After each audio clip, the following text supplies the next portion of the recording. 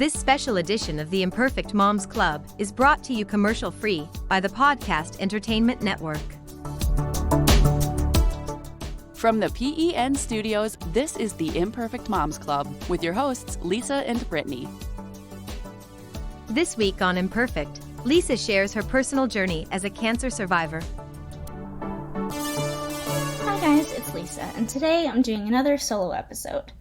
I wanted to talk to you guys about being a cancer survivor and a mom. I was diagnosed with Hodgkin's lymphoma while I was a senior in high school. Up until recently, I considered being a cancer survivor and a mom to be completely separate things. I never really identified as a cancer survivor, but after becoming a mom, I immediately took on the mom persona. First, I'll tell you guys my cancer story, and then I'll talk about how being a survivor has had an impact on motherhood for me. I'll get into the neat triggers, the frustration that is chemo brain plus mom brain, and end by sharing a new discovery that I've made and how that's been affecting everything. I'm just learning all the time. In the beginning of 2009, I was a senior in high school.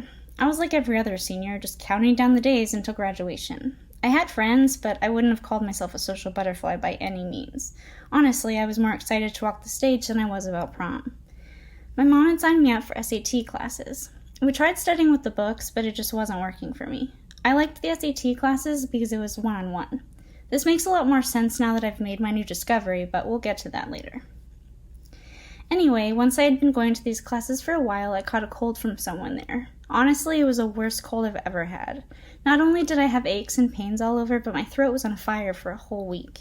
It was so bad that I even had to stay home from school for a few days, which was something I wasn't used to. I remember not even being able to speak, yelping every time I coughed, and living off hot soup and mints. A week or two later, I finally started to feel like myself again. The only thing that I was still waiting on to get better was the fatigue. For some reason, no matter how much I slept, I was always exhausted. I felt like a zombie every day, and I didn't know what to do.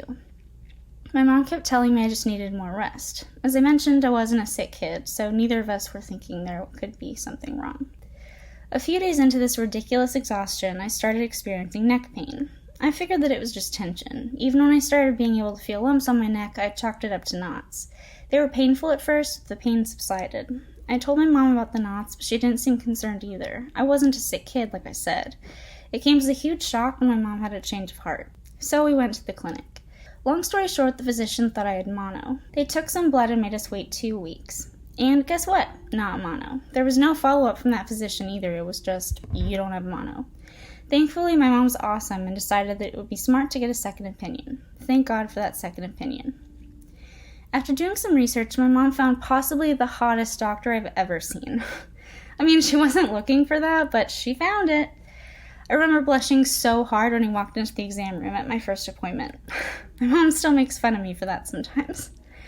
We explained my situation to this new doctor and told him about the negative mono test. He felt the lumps on my neck and decided a chest x-ray would be helpful. The doctor came back into the room afterward with the x-ray and put it up against the light. And there it was, a beautiful tumor resting comfortably in the middle of my chest.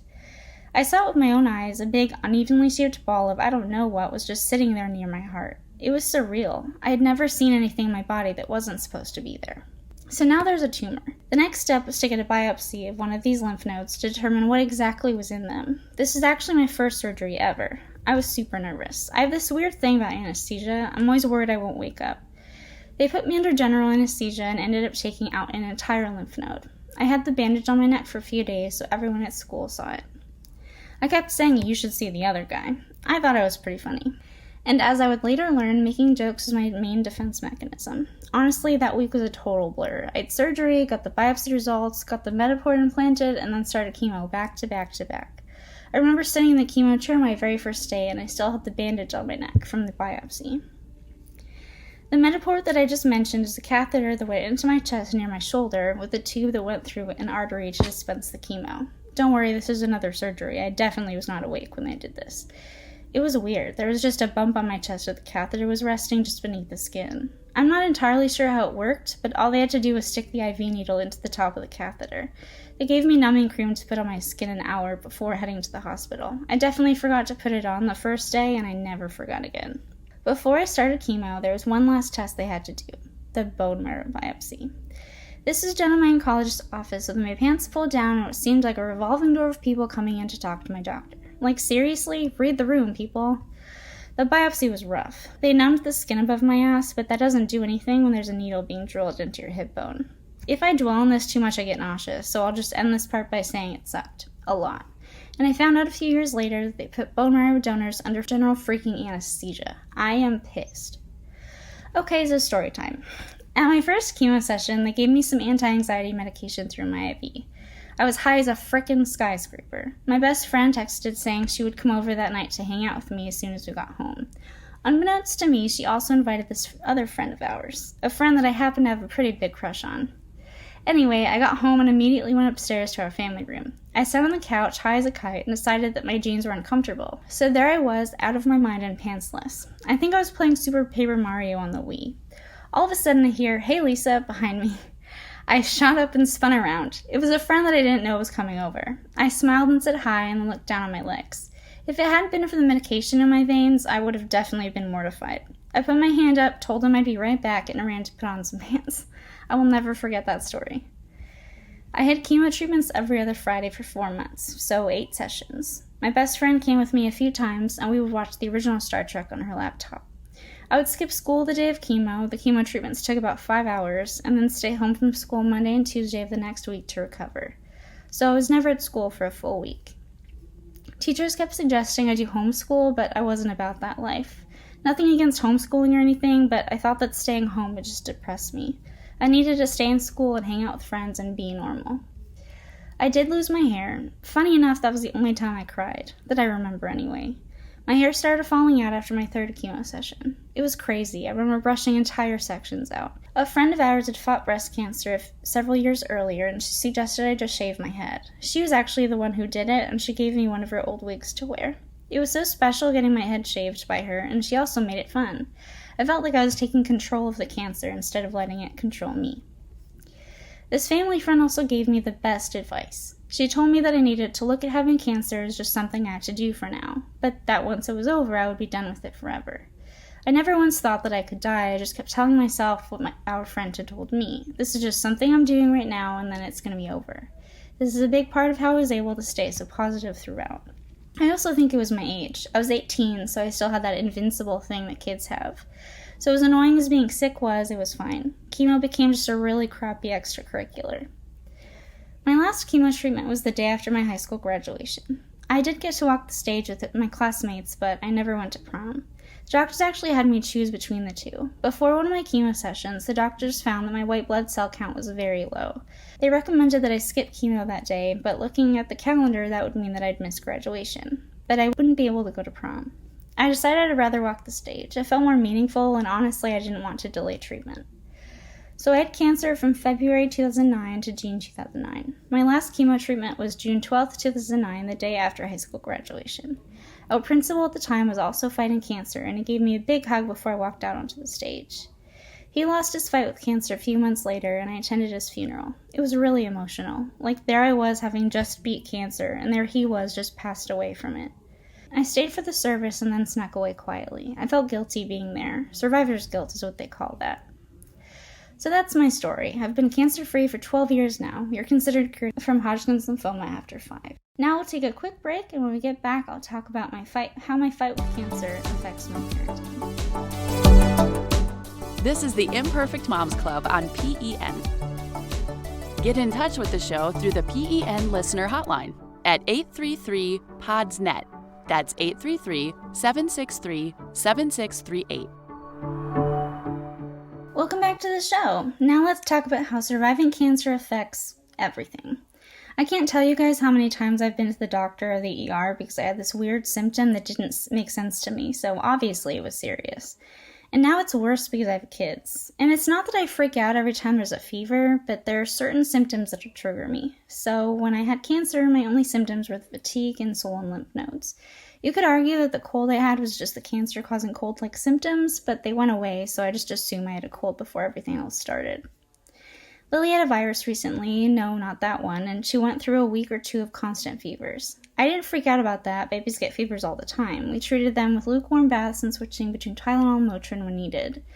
But then she started eating less, and she was a lot sleepier than normal, and then we found out at her pediatrician's office that she'd lost weight since the last time she was seen. Full mommy freak out. She wasn't sneezing or coughing, there were no runny noses, she was just sleepy and losing weight. I panicked. That's what happened to me. I got really sleepy and then lost weight. Though these were symptoms that I didn't take seriously when I had them, and look how that turned out. So I brought Lily to the ER. No way was I going to waste any more time at her pediatrician's office. This felt more serious than that. I wanted answers and I wanted them now. I tried not to go off the deep end, but I was panicking. You could say going to the ER is going off the deep end, but whatever. So Lily was fine. She had a common virus and all the tests came back normal for everything else. I even made them pay extra close attention to her white blood cell count because your girl's was elevated when I got cancer. Thinking about that now, it's just a stupid trigger.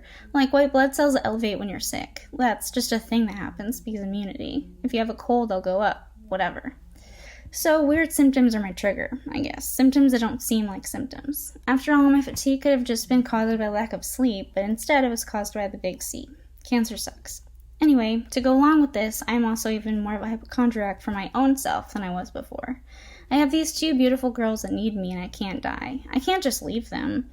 So now when I get triggered by symptoms and think there might be something wrong with me, I also think about how terrible it would be if there was something seriously wrong with me and I died. Because I can't. There's a lot of pressure now. After I had Holly, I got the normal postpartum symptoms. I would get hot flashes, there was a ridiculous amount of fatigue, and I didn't eat very much. Normal new mom stuff. But she's about to be 4 months now. She's actually 4 months old today. Seriously, what is time? And I was still having those postpartum-y symptoms. Plus, sometimes I get lightheaded. So naturally, I started to freak out. I panicked my way right into a hematology-oncology office, and they did all the blood work. The PA that I saw also ordered a full-body CT to make sure. Honestly, I love oncologists. You can be damn sure that an oncologist isn't going to leave any stone unturned, and that is exactly what I've needed from doctors since I had cancer. Because there's always a chance I could get sick again. And like I've previously stated, that can't happen. My life actually means something now. So I'm a low-key hypochondriac for both my kids and I, but it goes beyond sickness and medical stuff.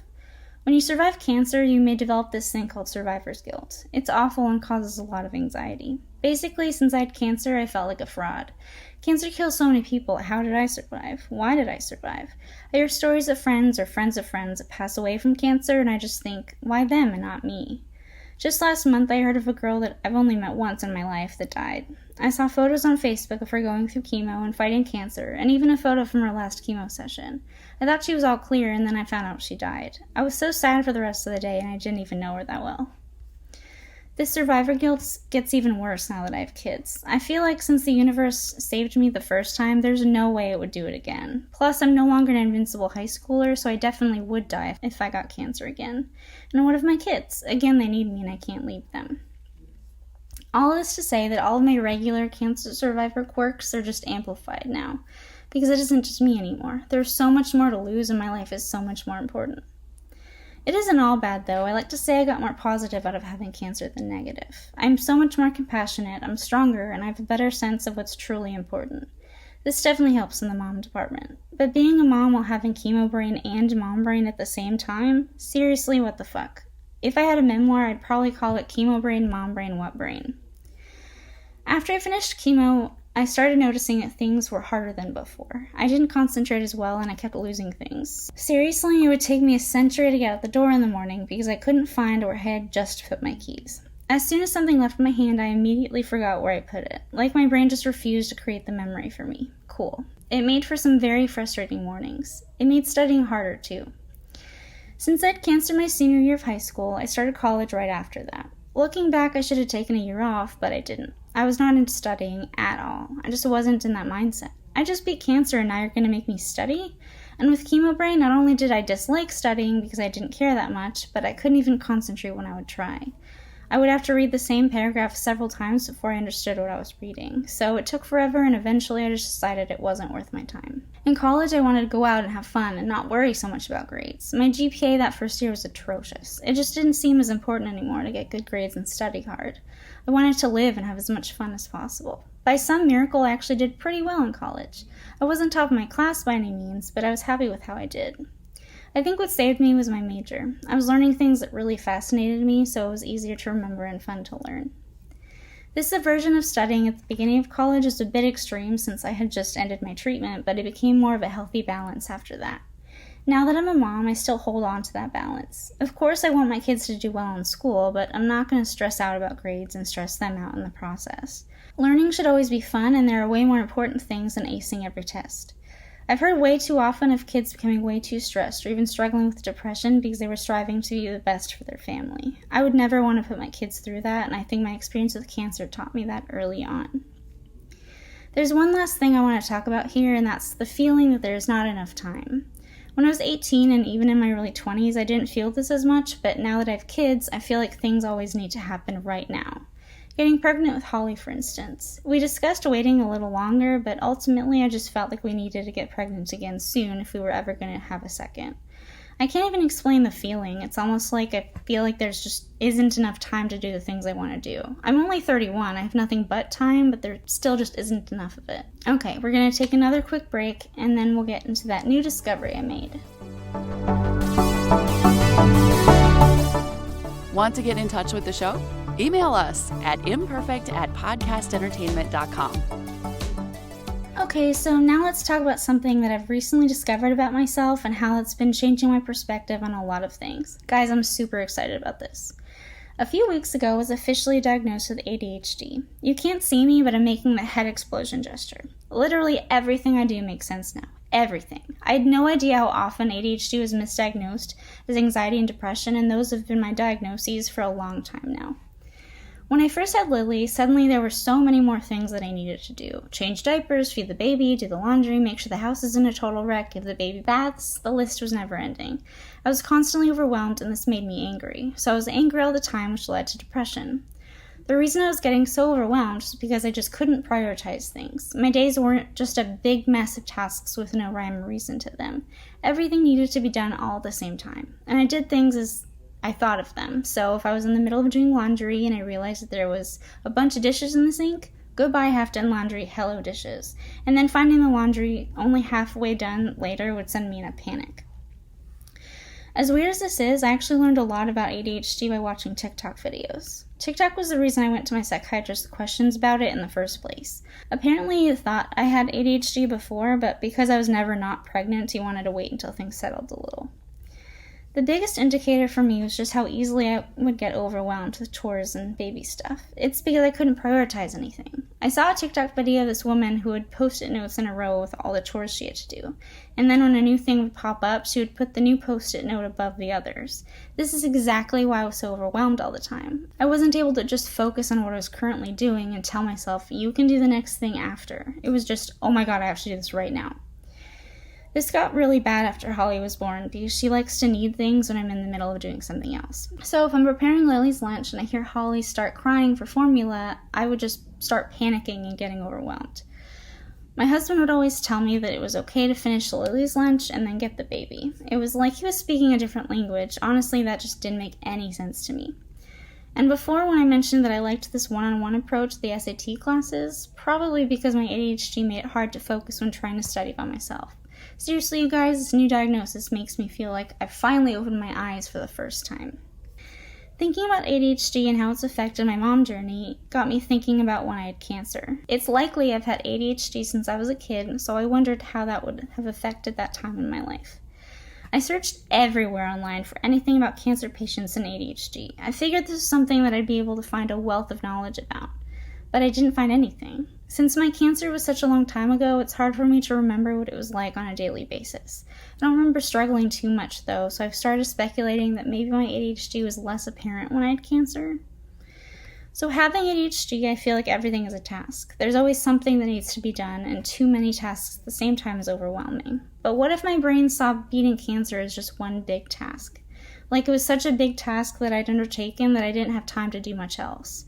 So I wasn't getting overwhelmed because I was only doing one thing, surviving. I don't know, that's just something I've been thinking about. I do remember, however, that once chemo was over and I was cancer-free, I was at a total loss. What now? Suddenly I was left with a giant void and I had no idea how to fill it. I almost missed the routine of it all. I did miss it sometimes, which is weird to say. Since I couldn't find any sources about cancer patients with ADHD, I started thinking about chemo brain and if those symptoms are like ADHD symptoms. Maybe the brain fog that I experienced is more due to the ADHD than the treatment.